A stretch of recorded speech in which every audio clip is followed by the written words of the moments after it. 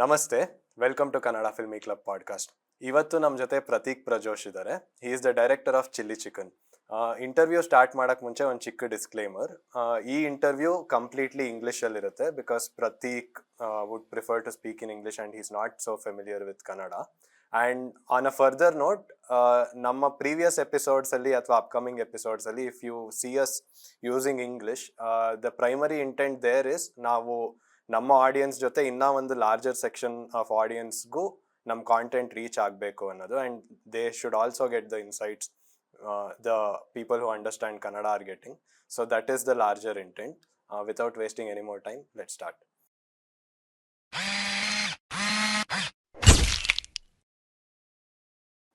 Prateek sir, welcome. Hi. Yeah. Let me start off with this.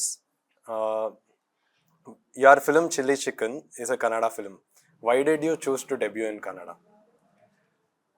There are two reasons for it.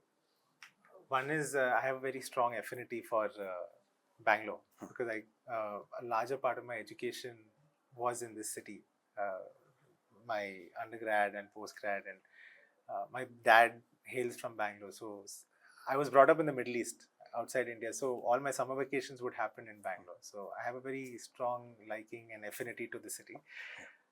It only made sense that, if you can make your debut in Kannada, that would be great. Mm-hmm. But the second and more important reason was that the story that the film is based on, it's based on a true story, and that happened in Frasertown, Bangalore. Okay. So it only made more sense to make the film, in the place where the event had, occurred. Yeah. So hence we set it in Bangalore and made it as a Kannada film. Right. So we do understand that Chilli Chicken as a film might not have reached the audience so much. So for the people watching this interview, it would be great if you could introduce your film to the people watching and tell them what it's about. Yeah. The film is called Chilli Chicken. It's a story about 5 Northeast boys and how they navigate their life far away from their home in the metro city of Bengaluru. They work as waiters in a small second grade Chinese restaurant called Noodle Home, where the owner, played by Shrunga, Adarsh, the character name, he's employed these boys. He's also lost in his own way. He has his own aspirations of opening a finer dining Chinese restaurant called Noodle Palace. These boys have their own aspirations and dreams, and how through the film their journeys kind of collide. There's an intersection of that happens, and an incident occurs where one of the boys doesn't wake up one day.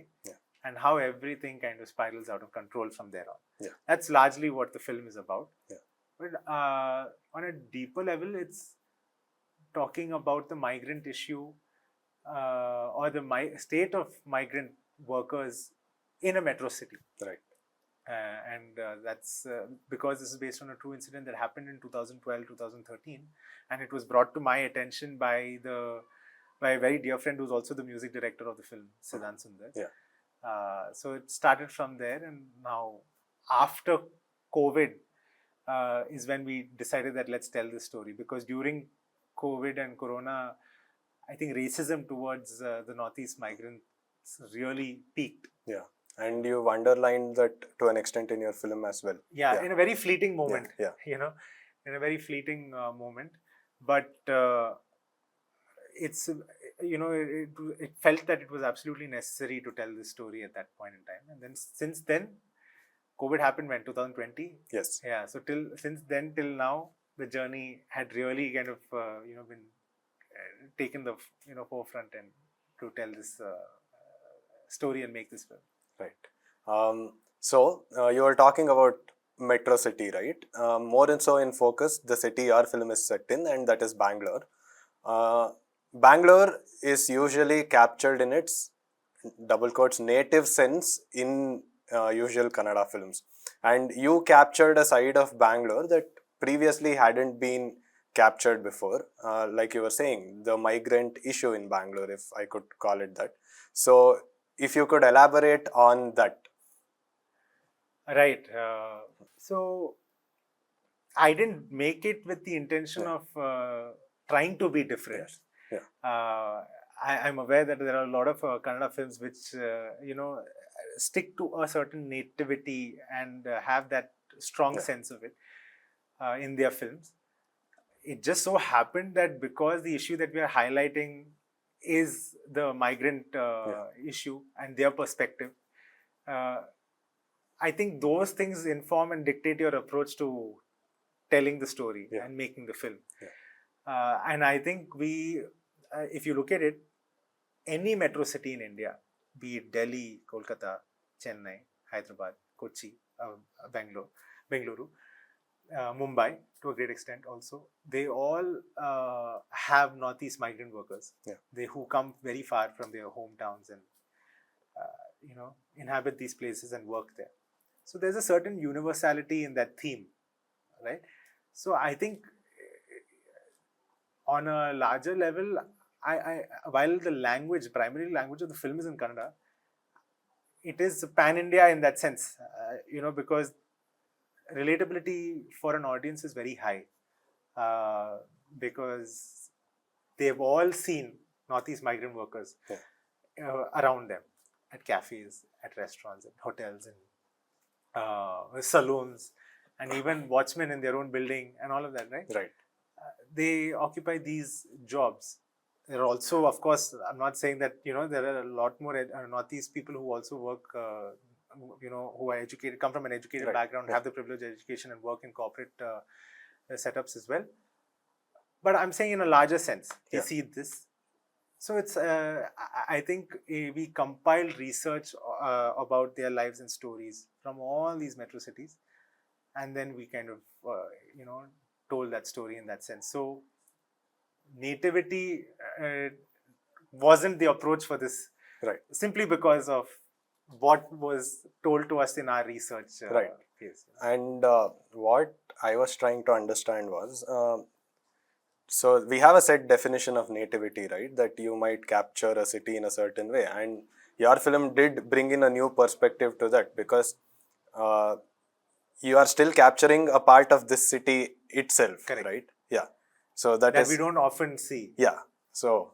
Yeah, but yeah, like I said, that it's because the issue is such, and also what we learn about them is such that there is only one particular way to tell the story. Right? Yeah, and that does add to the narrative of nativity in Bangalore, and that is what I was trying to bring out. So thank you.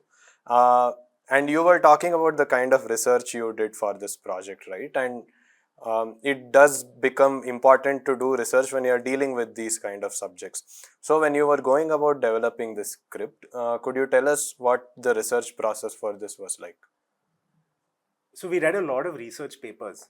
There were some from research scholars. They had published a lot of papers about attitude towards Northeast people of Northeast origin in Delhi, in Chennai. Then in our own circles, we would have somebody who is from the Northeast, and they will have several of their own personal stories to share. I think we went about collecting a lot of these stories and incidents, and we read about some stuff in the newspapers, but I think first-hand information that we were collecting from people was also really helped us in a great sense. Like, I'll give you an example that one person who happened to mention that when she, in this, I think happened in Chennai, when she went to buy something from a grocery store, and change would have to be given to her. The cashier or the person would not give the change in their hand. They would put it on, the counter and expect the person to take it, even after, extending her hand out to be, put into her hand. So, and this was not only a one-off occasion, it happened 2-3 times. And so, there is an unsaid sense of, discrimination towards them.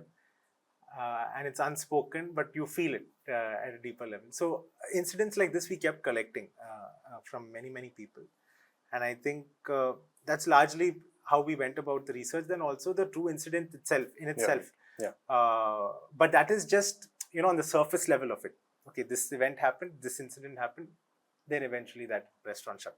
These are the highlights of that event. And I think we took all of this, and so we had enough of material to play with to showcase their life and their story and what they face in the city. So it was very realistic in the depiction, or at least that was our intention. And then what is the mainlanders, that is Adarsh, played by Shrunga, what is their perspective or his perspective towards them?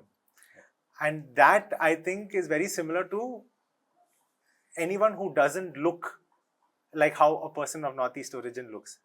You know what I mean? They have a distinct way of how they look, correct? So now, me being from Kerala, someone else coming from Delhi or whatever,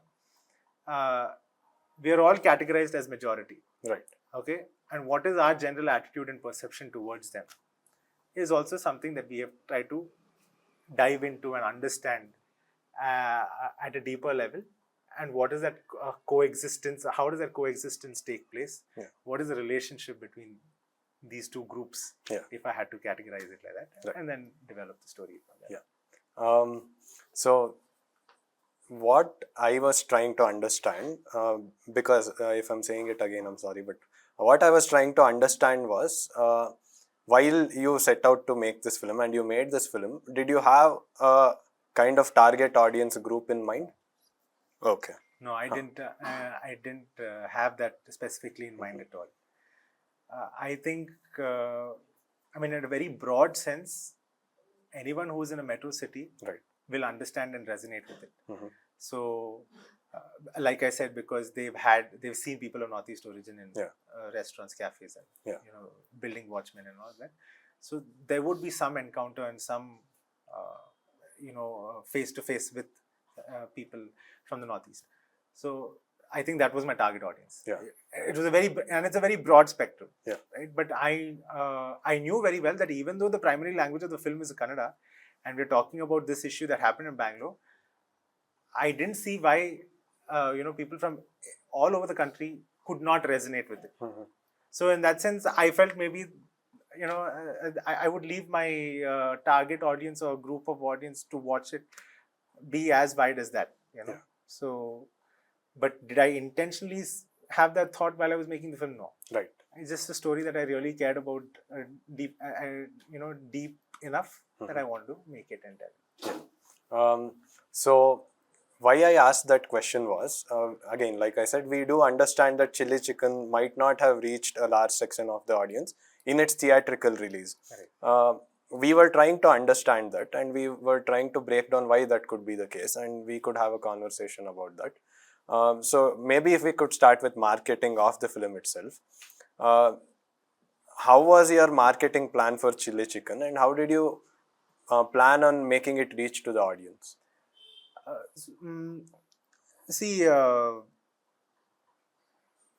Coming to Chilli Chicken having its theatrical run, and then coming and going before even people, I would say that it doesn't necessarily have everything to do with the fact that that maybe people weren't interested in watching it or whatever. I think the ecosystem that the Kannada film industry and what is happening right now itself is going through a phase where there are a lot of interesting new voices that are putting out films. But I think, the audience's awareness about it hasn't reached. Or maybe from a convenience standpoint, it's more like audiences would say that anyways it's going to come on OTT, so we'll watch it then. There are two ways of going about it, unless and until it's one of your big films, like which has a big star at the forefront of it. And there are these commercial elements, tropes of, it being filled with masala, to kind of market the film. I think people flock to theatres to go and watch, especially in the tier 2, tier 3 regions, also in Karnataka, in the single screen and all of that. So ours was not a single screen film, it was a multiplex film. Right. Also, I strongly believe that audiences would have gone to the theatres to watch it had the show timings of the film in theaters been a little more favorable. Right. You cannot expect an audience member on a working day to go and watch a film in a theater that's playing at 12:50 Right. p.m. and there's only one show in the day in that particular theater. So there are a lot of these factors that you'd have to consider from an exhibitor standpoint and a distributor standpoint. From a marketing standpoint, what we felt that was interesting and working in our favor was that I believe we had a catchy title, Chilli Chicken, and you may think that it's a food dish, but there is more to it because it's mentioned in the film and also in the trailer. Secondly, one very strong point in the film that we really try to play on is the fact that these boys, they speak in Kannada. Okay, so they're integrating themselves with the culture of the land and the ethos of the land that they're in to survive and also to be able to communicate. So I think the guy who was our marketing consultant, Sriram, also very interestingly pointed out that the very fact that when you see somebody from the Northeast, your immediate assumption and your own conclusion is that, hey, who is this outsider? They can't speak our language, they're coming here. But the minute they open their mouth and they're speaking Kannada, it's very beautiful that they're so embracing and accepting of it. So I think we use that idea in our marketing strategy extensively. And I think a lot of people found it very interesting and were drawn to the idea that they were speaking the native language, and so that was our main hook for the marketing aspect of it. And also in the marketing, what really helped was it allowed or facilitated a conversation about insiders and outsiders, like how the native people treat outsiders, how the outsiders treat the people of the land, and what is that coexistence like. It allowed the conversation to happen like that. So I think from a digital standpoint, in terms of its reach and all of that, it was really picking up traction, and there was a certain awareness and buzz about it. But I don't know if I'm allowed to say this, but I think there came a point in time where a known actor's arrest had happened, and I think a lot of attention diverted towards that, and it was very close to our release time also. So, and during when you're close to your release window, and then you're in your release window leading up to that final date of release, you're trying a lot more, you're pumping in a lot more marketing, fodder and ideas and everything, and that gets kind of diluted when all the attention is on that. And these things are completely out of our control. So I mean, I hope I answered your question, but there are many variables to it. It's not always set. Yeah, right. And marketing does come with a lot of variables, and we understand that. Going off of 2 points that you brought up with the whole release and marketing of your film, the first thing being show times. Like you said, if it's on a weekday at 12:50 p.m., not many might be able to make it to the film even if they want to. So were you able to negotiate the show times at all? No. So where was the decision making happening? The exhibitors take that final call. Right. They don't even, they're not entertaining a conversation with you also. Right. The distributor, you can let the distributor know and you can plead with them. Distributor may put a case across for you as well to the exhibitor, but the exhibitors don't really bother. They just do whatever they... And it was not even that there were too many other films that were flooding the theaters where they had to allocate screens. I know that we came a week before Kalki came, and we knew that our run would be till Kalki came to the theater. Once Kalki came to the theater, we would get wiped out. We were very well aware of that. Right. And also, I have to mention that had I been given a choice, we would have directly come on OTT. We wouldn't have even entertained the idea of releasing theatrically. Okay.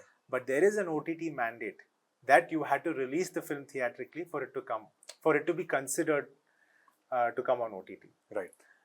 So, that kind of puts things in perspective for you also, right? There are these kind of variables that you're dealing with, and it's completely out of your control.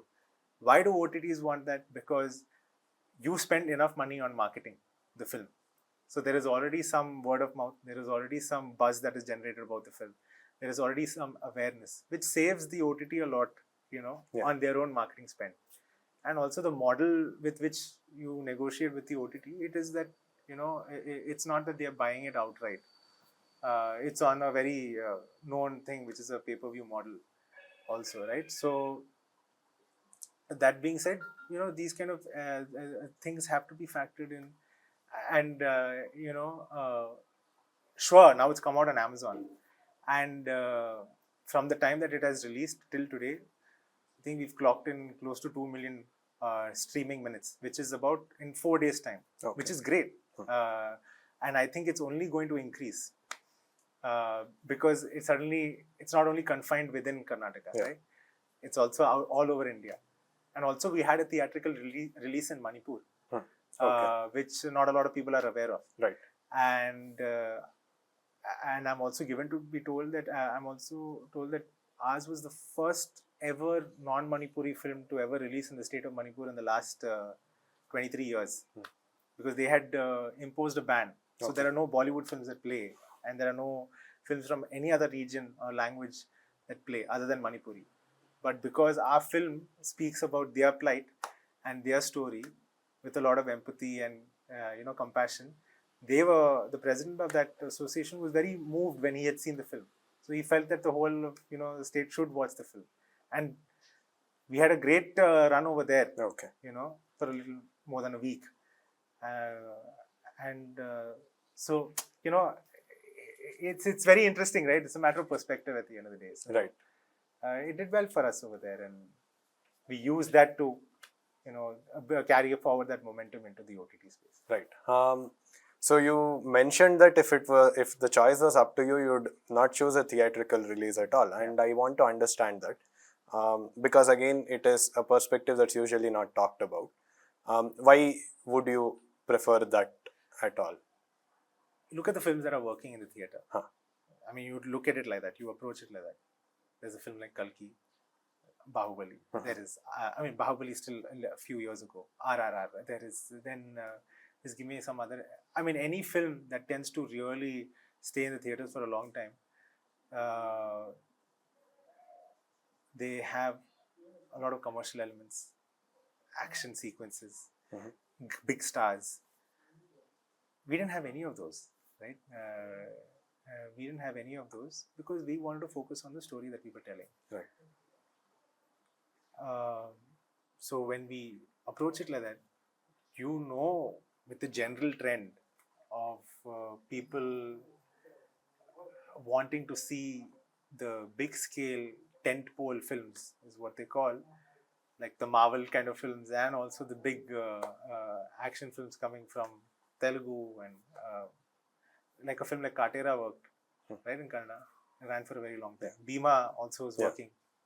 Why are they working? Because it's very, very commercial in its storytelling. Commercial tropes are there. The action set pieces are there, and it's off that certain run. So people now, when they look at a film or they read a script or they look at a story, they're easily able to categorize. They make a decision that, okay, we'll watch this when it comes on OTT. Oh, this might be a big cinema experience. Let's go and watch it here. There's De Monte Colony, which is part 2, which is a Tamil film. It's a horror film, which is also working really well. The horror comedy genre is doing very well. You see that with the Stree 2, Munya, and all these films. So that's the kind of film that. So I'm very well aware that self-awareness you should have as a filmmaker. Like a film like Rupantara, very beautiful film, but it's an OTT film. When I say OTT film, I would love for people to go to theaters and watch it. But I know people would want to watch that film in the comfort of their home. Much like, Chilli Chicken as well. So. Right. That self-awareness is something that makers may need to have, and that makes sense. But one thing that I would dig a little deeper to understand is that independent films or smaller films without stars have worked out in the theaters in this year too. So maybe they, what do you think might have worked out for them? Can you give me an example? Maybe I'm not. We keep bringing this up in our podcast a lot at this point, but films like Blink, right? Blink, right, Shakahari, right. and in the previous year also, films like Daredevil Mustafa have worked out, and Absolutely. they have pulled people to the theaters. And going off of the other thing that you said about commercial elements, right? One, how would you define these commercial elements beyond just action pieces or big sets and things like that? And the second, what about these films could have drawn the audiences to them? Uh, I don't have an answer to Right. that. Huh. I think, see, Shakahari, if I am given to understand, I could be wrong. And I don't think, I mean, it was in theaters for a while. Critically, it was well received, but I do not think it had a very, very long run. I think it came on OTT, and that's when it got its renewed life, is what I'm given to believe. Blink, yes, was one of those very rare case scenarios where it sat in the theaters for a long time, and I think they really did well theatrically, and they had I think they had a very strategic way of release also, where they released it in very few screens. They filled those screens up, and then they slowly expanded it. From what I was given to understand and what I heard, so I think. For the learning for me would have been that, strategically maybe we should have tried to figure out a different approach. But look, hindsight is always 2020. Sometimes miracles can happen, but how often are they happening? That also it's a very rare case scenario. Daredevil Mustafa came out last year. 23, yeah. 23, right? And definitely it had the communal subject, which is an instant draw, but also they had a KRG. KRG distributed it, correct? Yeah. Yeah, they had a KRG backing it and distributing it. And I'm not saying that these things are excuses. I'm not using that as an excuse at all.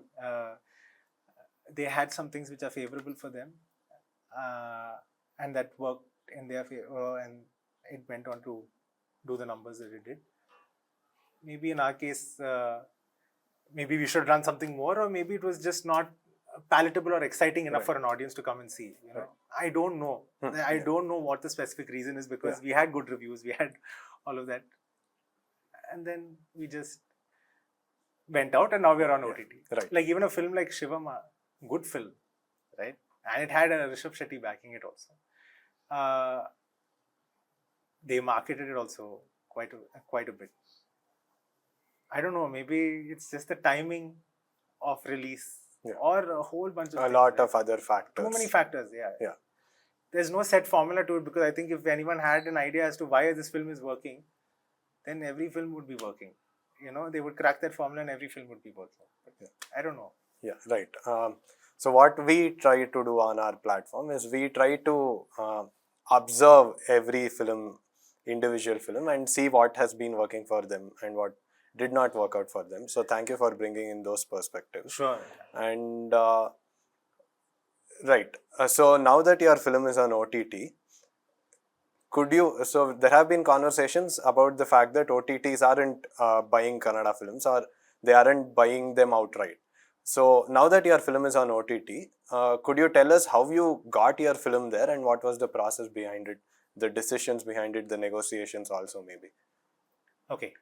So I have to give a lot of credit to Hemant Rao.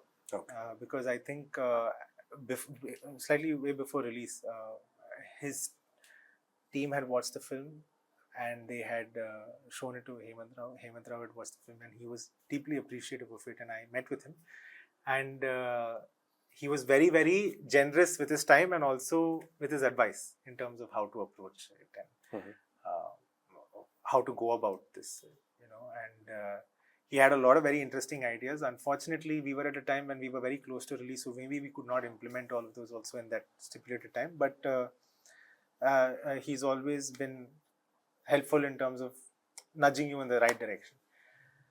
There are the ecosystem is such that where we stand right now is that OTTs are not taking Kannada films. Big platforms from Netflix to whoever, even however big the star or whatever it is, they're not easily taking it up.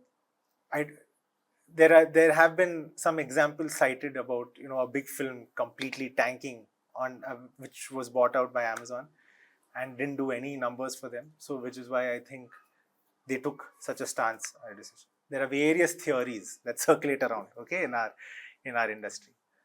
But the bottom line is that they're not taking. They're not buying outright. They're not buying outright. I think, as far as my understanding in terms of my interaction with them as well, they were not looking at a Kannada slate for now, temporarily. So I think how we had to approach it was that we were obviously stuck in a limbo in terms of understanding where could a possible platform, what would a possible platform be to showcase our film. So there was a lot of asking around, but we shot out an email to Amazon. Okay. Also, I want to mention that, especially for independent films and newer voices and newer makers, what tends to happen is there is an approach to get to these platforms, which is through content aggregators. Now, I'm not saying that all of them are bad, and maybe that is sometimes a necessary approach and maybe worth considering, but there are a lot of people who look for an opportunity just to make a quick buck. Yeah. And they charge exorbitant amounts of money, which is a lot. For an independent film, it's a lot. It really pinches you. And what they tend to do is they also prey on your vulnerability. As an independent filmmaker, you are damn nervous through the process, especially when you're trying to find a platform and all of that. And when you're new and you're figuring out the ropes, these people would come and they would dangle a carrot, entice you and say that only I can make it happen. You can go to anyone else, you're more than welcome. So you suddenly are made to feel cornered and you are made to feel like they are the only option and they are your only saving grace.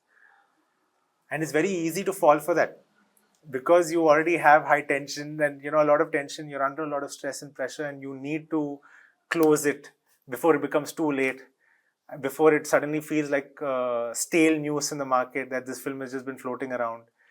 A lot of those things have to be considered. But I would say it's always you try and get the correct source and correct email ID at the platform itself and reach out to the platform directly. You present them a proposal when I say it's not like you have too much negotiating power in such a case. It's just more that, you present them a pitch deck, a trailer, teaser, how many weeks it ran in theaters, what was, if you want to mention collections, whatever it is, and present them a whole email and saying that, we would like to explore, like what I did with Amazon was that I'd like to explore the pay-per-view model and see how to go about it. And then it didn't happen immediately. I think I had to send several emails out to them because it was a cold way of reaching out. But, if you really believe in the merit of your story and the film that you've made, and it's generally received a good critical appreciation in the reviews and in all the leading publications, then the chances are they will reply and they will evaluate it and they will take it up, which is what happened for us. Yeah. So we bypassed the content aggregators. A lot of people out of desperation would go in with the content aggregators. Now, they might be good, but you need to strike up a very fair and reasonable deal. I think content aggregators also need to understand that, for depending on the scale of cinema, you charge accordingly, but don't just, look at filling your own pocket while leaving them dry. Yeah. And that is an experience that I had, which really made me, really upset me during the process when we were trying to find a platform for the film. And it's very, very important. And I think I put out a post today itself on Instagram saying that, I'd be more than happy to help upcoming filmmakers and, newer people who are trying to get an understanding of this industry, at least till things stabilize and till OTTs look at Kannada cinema again and evaluate it in a fair manner and, look at building a slate. I'm sure they will have their own data points to prove that, why Kannada content may not be necessarily working. But at the same time, I feel that as being part of a country that produces so many films, there is no reason for one particular regional language Yeah. suffering, because There there are so many definitely interesting is, stories coming out of Karnataka, which need to be on there for a wider audience to appreciate. Yeah, and there is a market for them, Yes, right? Yeah. absolutely.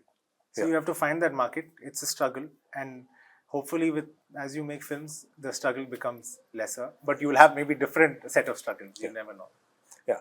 Like you were saying earlier, you dropped out a mail to Amazon, Yeah. and it would be really helpful if you could tell us where you found the mail ID. Was it in the website itself? No. Right. No. It is through a trusted source. Okay. That we got an email, Yeah. and then you reach out to them through that email. If you want me to say out the email, this thing, it might put us all in a predicament. Okay. I would rather, because then they can also get flooded with a lot of not so serious filmmakers and proposals and things like that. So I think you may have to deal with it in a slightly more responsible fashion. Right. I would assume. Right. So anyone can always reach out, and we can figure out a way, depending on the merit of the film, depending on how good the film is, and all of that. But I don't know if they will also feel comfortable. Right. Okay, that does make sense. So you got it through a trusted source, and you dropped a mail to them, and then everything happened. There were no middlemen after that. No. It was just you mailing them Yes. until they got So back then in is touch. when you really, it opens your eyes also to understand that whatever the aggregators in the middle, again I say not all of them, some of them say is not necessarily true. They paint a very large picture. They're saying that they have to do so much of work, and it takes, definitely there's some amount of work, but it's not the kind of work where that sort of money needs to be charged. It doesn't make sense. Right. So your film, what kind of business model, if you could tell us, did Amazon buy your film? No, it's a pay-per-view model. Right. Yeah, it's a pay-per-view model. So they pay per hour. Okay. And I think it's more like it plays on for 90 days. After 90 days is when you can raise your first invoice with them, and then they clear, and then from there on it becomes a month-on-month basis that they clear the money. And it's like I said, it's a per hour basis. They have a amount. For every hour streamed, you get a certain amount of money. Yes. Now that so that I can understand it better and the people watching it too, what was the budget of your film? It was under 2 crore, including the marketing and distribution expenses, because we had to release theatrically as well. So keeping all that in mind, it was just under 2 crore, the budget of our film. Also, our crew included a lot of people coming from outside, because our actors were from Manipur, Assam. Makeup team was from there. Our DOP was from Bombay. My producing partner is from Gujarat. My sound design team is from Chennai. So we generally, people make films and they release it pan-India, but we had a very pan-India crew making a Kannada film. So that was our experience. So I think we didn't want to compromise on the quality. I know sometimes I can be told also that, you made a film under 2 crores, that's very expensive for a first-time filmmaker, also for a content-led subject with no big star. It's a big amount. But and I see a lot of independent films being made for 50-60 lakhs also, 60-70 lakhs also. Some of them turn out well, some of them not necessarily. But we just had to incur certain expenses where we felt comfortable that we were not compromising on the quality, like sound and the visuals of it. Of course, you still feel that you can. I wish I could do this better, and I wish I could redo this part again and all that. But that's part and parcel. But largely, I make it the way we wanted to. So. Yeah. So that was the figure, and how useful or how helpful has your pay-per-view model with Amazon Prime It just been? started. It's just 4 days ago. It's just 4 days since its release. But I am very optimistic about it. I'm very optimistic about it because, like I said, it's moving out of not only confined to Karnataka and Kannada audience. It's the audience and the viewership is coming from different regions of the country. We're also in the UK. It's also being watched by people in Canada, and these are places where we could never release theatrically. Right. So the very fact that we're getting eyeballs from all these places would really help, Yeah. and cascade into something bigger. Yeah. Hopefully. So Yeah. early days, but I'm optimistic. Right. That's great. And so, I mean, I do understand that you can't give out actual numbers or say things like that. But if you could tell us, are you closer to breaking even, or are you running into profits, or do you see breaking even itself as a long-term thing now No, that breaking you're even is a long term Thing. process. But again, like I said, That is what- yeah. optimistic about it. But it is going to take a while. It's not going to happen instantly. And also, we have other avenues like a satellite also that we have to close out. And with it doing well on OTT, it only helps our prospects for satellite. Yeah. So it's So, only a matter of time. yeah. But I think it's a longer game. It's not instant. Yeah. If we just take your film as an example, and independent films, right? If we just take your film as an independent film as an example, even if you didn't have a great theatrical run, you have prospects of breaking even in the long term on an OTT platform. Yes. Yeah. Safe to say that. Yeah. Yes. Okay. Yeah. Yes. Thank you for that. And now, I want to talk a little bit about independent films, because that's a word that we've been using for so long now in the conversation. We'll just start with this, even though it might sound commonsensical. How do you define an independent film? How do you define independent?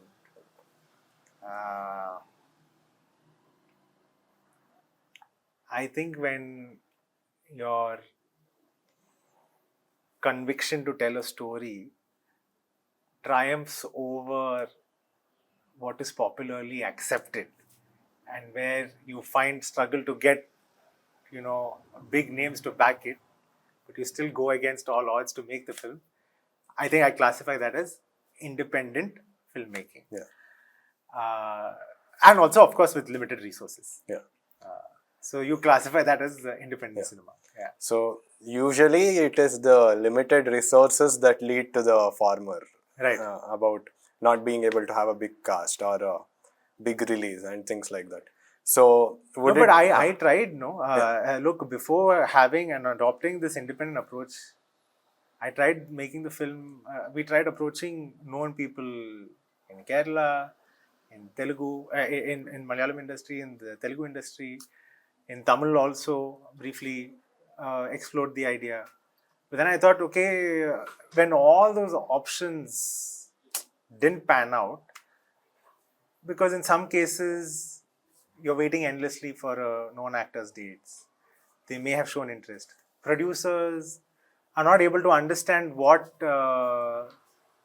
this film is going to be like, and they had very funny ways of expressing it also. Mm-hmm. They said, what, you're having these kind of faces in a film, how is that going to sell a film? Those kind of things are there, right? Those kind of thoughts are shared with you. So then you're always hitting a dead end. So when you've explored all options, then I thought, because the story happened in Bangalore, it makes sense to set it over here itself.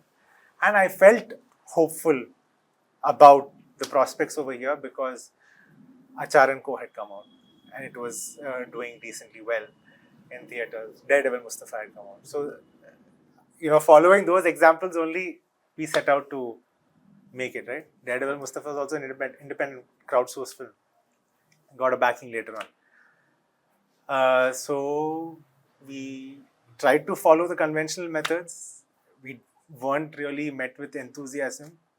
But your conviction in telling this story at this point of time is so sacred and so important and remains so high that you want to do justice to that. So you follow that thought process, and that overcomes every other every other obstacle. Yeah. So whatever, it comes down to a point where okay, I want to make this film only. What do I have at my disposal? Let me make it to that. Yeah. So that conviction in telling that story triumphs over, popular grain of thought and what is a popular, way of thinking.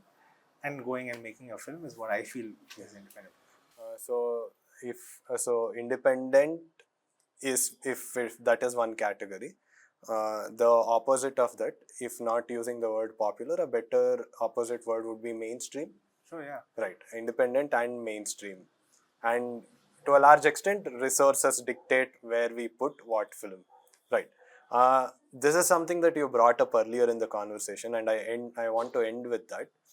You were talking about ecosystems in the Kannada film industry, and maybe even in other industries too, that don't really have a stable support for independent filmmakers.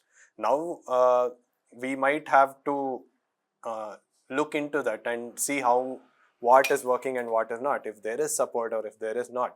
But from your perspective, now that you made a film, you had a theatrical release, and you are on OTTs now, what have you noticed that can be bettered in the industry for independent filmmakers? I really wish, having briefly spent time in different industries, in Bollywood, Telugu, Collywood, Mollywood, all these places.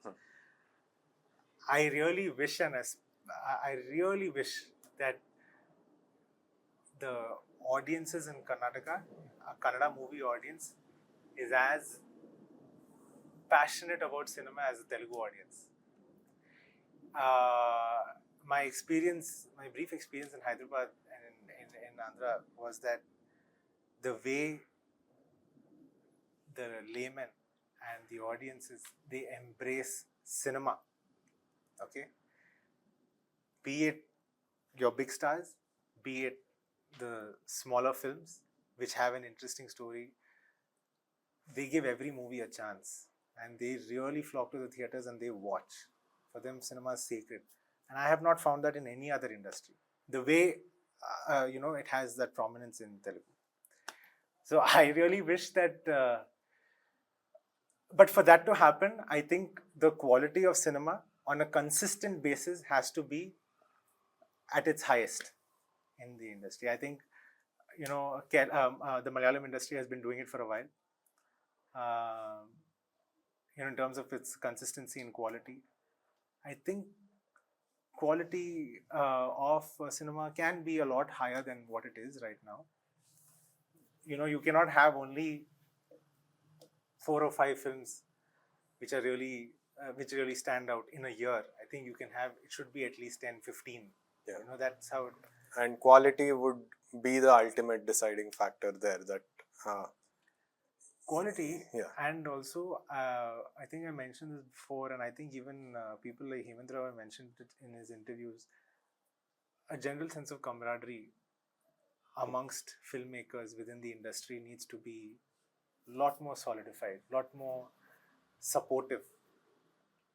I think that's where Malayalam industry really wins, because everyone is supporting the other person with equal passion and gumption, which in my experience, and I'm very, very inexperienced, I've just come out with one film, but generally in my experience with how many people and my interactions with other people and my findings from conversations as well, is that maybe we can be a lot more supportive, the bigger people lending a lot more supportive hand.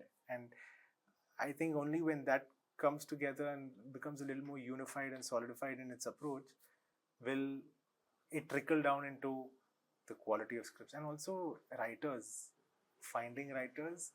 I am sure that there is no dearth of writing talent in the state and in the industry, but the way they get empowered, it matters a lot, and bringing them to the forefront is very, very important, I think, to enhance the quality in the long run. Yeah. So the one thing that I feel it would be great if there is no indie and mainstream, and that barrier itself is eliminated, where it's just cinema, Yeah. But I don't know how that will happen in the near future. That has been a long-standing conversation, I 100%. guess. Yeah. 100%. And how that barriers can be broken is something that we would also be constantly Yeah. exploring. I do understand that it does come down to the audience receiving the film.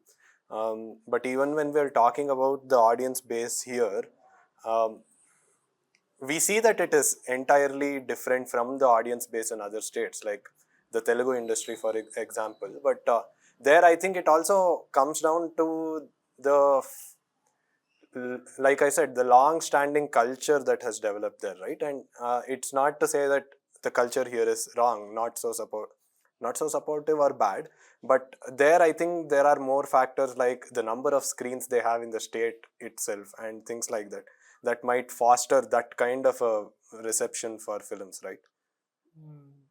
There could be. Yeah. There'll be a n number of Right. reasons. Yeah. Again. I mean, to Yeah. pinpoint and Yeah. say that this is why, I don't know. Right. Look, for example, Manual Boys had come out in the theaters, right? In Karnataka. But I'm only talking about Bangalore as a segment, okay? Bangalore, the city. There are so many more theaters in the other parts of Karnataka, but I'm only talking about limiting it to Bangalore. A Kannada viewer, between an option of a Kannada film and Manual Boys, was choosing to go and see Manual Boys than the Kannada film. I'm wondering why that would be the case. Is it because, definitely, is it because there is a certain trust that has developed with Malayalam cinema over, I think ever since lockdown had happened, that the quality of cinema is really good, and it's trusted that they won't get disappointed. But I think you have so many. I think it has a lot to do with the mixed cultures that are there in the city of Bangalore. Which ties back to your film. Exactly. That Hindi films, Malayalam films, Tamil films, a film like Avesham, I went and sat in a theater where there were more. There were definitely Malayalis who were sitting and watching the film, but there were so many Kannadigas also sitting and watching the film. Yeah. So in a way, this is something that has been brought up by filmmakers on our podcast before and conversations outside too, that in some sense, I think the Kannada audience's threshold is high for content itself. For sure. Right.